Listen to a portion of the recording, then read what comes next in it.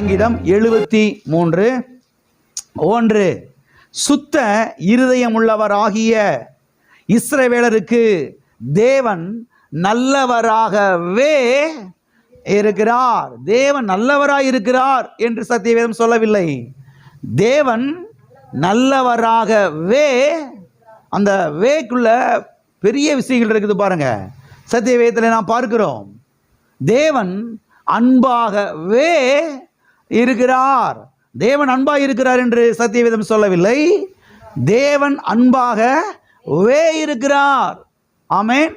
ஆகவே நம்முடைய தேவன் ஒரு கொடூரமான ஒரு அரக்கன் கிடையாது, ஒரு மோசமான ஒரு ஆளு கிடையாது. நம்முடைய தேவன் ஒரு கள்ளான ஒரு ஆளு கிடையாது. நம்முடைய தேவன் அவர் நல்லவராயிருக்கிறார். ஆமென். எல்லா கரங்களை வைத்து சொல்லுவோம், என்னுடைய தேவன் அவர் நல்லவராயிருக்கிறார். நான் ஆராதிக்கிற என்னுடைய தேவன் அவர் நல்ல தேவன். ஆமென். பாருங்க, நம்முடைய தேவன் வந்து ஒரு கடுசான ஆள் கிடையாது. இன்னைக்கு கிறிஸ்தவ மக்கள் பாருங்க, தேவனை தவறாய் புரிந்து வைத்திருக்கிறார்கள். கர்த்தர் வந்து ஒரு கடுசான ஆளு.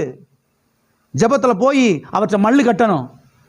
ஜெபத்தில் போய் என்ன செய்யணும், அவற்றை இவங்க தவறா புரிஞ்சு வச்சுக்கிட்டு பாருங்க உருண்டுக்கிட்டு கிடக்குறாங்க. தேவன்கிட்ட போய் ஜெபத்தில் மல்லு கட்டணும், அப்படியே கத்தி குமுறணும், குதிக்கணும், என்னமா தொண்டைகளையே கத்தணும்.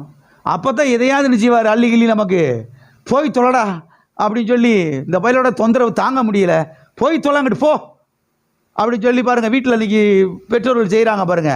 அந்த மாதிரி நமக்கு ஏதோ தந்துருவார் போலன்னு சொல்லி பாருங்க மக்கள் வந்து அவங்களுக்குள்ள ஒரு செட்டிங்கை வச்சிருக்கிறாங்க. சபையிலையும் அப்படித்தான் போதித்து வைத்திருக்கிறார்கள். இதுதான் பாருங்க ஆச்சரியமா இருக்குது. சபைக்கு பாருங்க இப்படிதான் போதிச்சு வச்சிருக்கிறாங்க. கத்தி ஜெபம் பண்ணணும் பாருங்க, அலறி ஜெபம் பண்ணணும், தொண்டைகளையே ஜெபம் பண்ணணும், மொட்டையை போட்டு தேய்க்கணும், குடலை சுருக்கணும், கத்தணும், அவருடைய கையை பிடிச்சு திருக்கணும், அப்பதான் எதையாவது தருவார்னு சொல்லி இவங்களும் போதிச்சு வச்சிருக்கிறாங்க. கர்த்தர் அப்படிப்பட்டவர் கிடையாது என்பதை இந்த மாலை வேளையிலே தெரிந்து கொள்ளுங்கள்.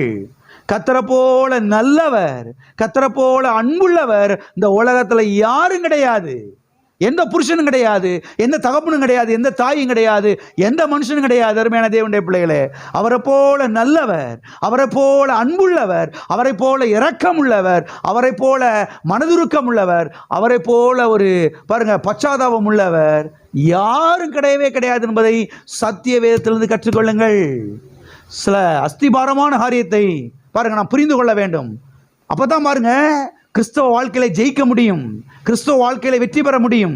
அநேகர் பாருங்க சபைக்கு பல வருஷங்களாக போய் இன்னும் அப்படியே உருண்டுக்கிட்டு பரண்டுக்கிட்டு அப்படியே பல்ல கடிச்சுக்கிட்டு என்னடா செய்யுது, வந்து சேர்ந்துட்டோம் அப்படியே, சரி ஏதோ வண்டியை ஓட்டுவோம், உண்மையை பேசி கொண்டிருக்கிறேன், ஏதோ வந்துட்டோம், ஏதோ ஞானஸ்தானம் எடுத்துட்டோம், ஏதோ ரட்சிக்கப்பட்டோம், ஏதோ 4 பேரோட கூட பழகிட்டோம், கடைசி வரைக்கும் அப்படியே போயிடுவோம் அப்படின்னு பாருங்க உள்ளத்தில் ஏதோ ஒரு பொங்கிக்கிட்டு அதோட தான் போய்கிட்டு இருக்கிறாங்க சபைக்கு. ஏன் தெரியுமா? சபையிலே கர்த்தரை குறித்து தவறாய் பிரசங்கிக்கப்படுகிறது. புரிந்து கொள்ளுங்கள்.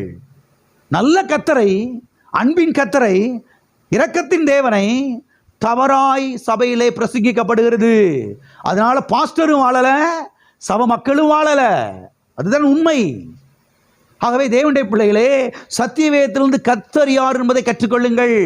எங்கேயோ ஒரு மனுஷனுடைய வாழ்க்கையில் இருந்தல்ல, யாரோ ஒரு மனுஷன் சொன்னதில் இருந்தில்ல, சத்திய வேதத்திலிருந்து கர்த்தர் யார், அவர் எப்படிப்பட்டவர், அவருடைய குணம் என்ன, அவருடைய குணாதிசயம் என்ன, அவருடைய தன்மை என்ன, அவருடைய கேரக்டர் என்ன என்பதை சத்திய வேதத்திலிருந்து நீங்கள் கற்றுக்கொள்ள வேண்டும். அப்போதான் இந்த பூலோகத்திலே வெற்றி பெற முடியும். ஆமென். ஆகவே சத்தியவேதம் தெளிவாய் சொல்லுகிறது, தேவன் அன்பாகவே இருக்கிறார், தேவன் நல்லவராகவே இருக்கிறார். ஆமென். எல்லா காரணம் சொல்லுவோம், தேவன் நல்லவராகவே இருக்கிறார். தேவன் எனக்கு, என் குடும்பத்துக்கு, என் பிள்ளைகளுக்கு, என் வீட்டாருக்கு, எங்கள் சபை பிள்ளைகளுக்கு நல்லவராகவே இருக்கிறார். ஆமென்.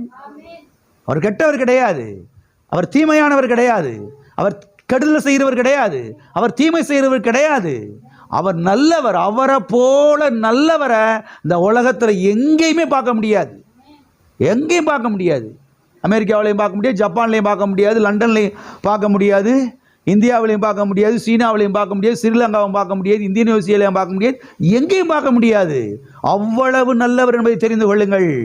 இந்த சத்தியங்கள் அஸ்திபாரமாய் உங்களுடைய இருதயத்தில் விழ வேண்டும்.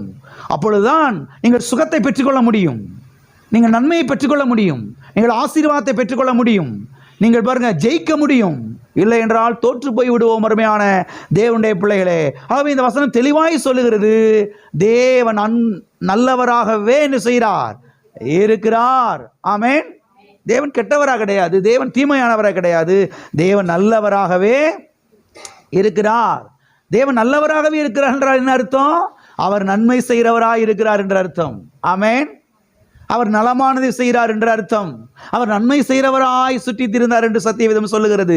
நன்மையான எந்த ஈவும் பூரணமான எந்த வரமும் ஜோதியின் பிதாவிடத்திலிருந்து அது என்ன செய்கிறது, இறங்கி வருகிறது என்று சத்தியவேதம் தெளிவாய் சொல்லுகிறது.